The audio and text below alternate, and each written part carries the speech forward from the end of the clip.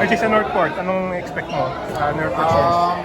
Fast-paced game. Kasi alam naman natin yung Northport, isa sa mga youngest team dito sa PBA. Sabi ko kanina, may reason kaya sila nag-number 1. So, kailangan namin pigilan to.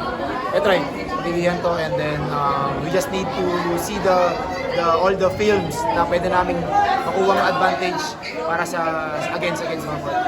For this will be physical ng series na to with Fernando, bodies everywhere.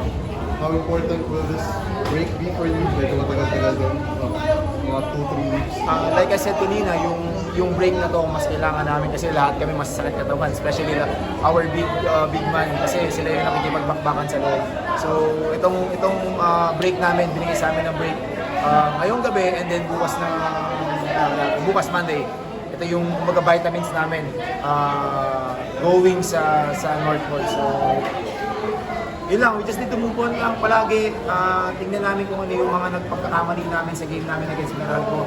And then, pagbutihan namin going to semis against Northport.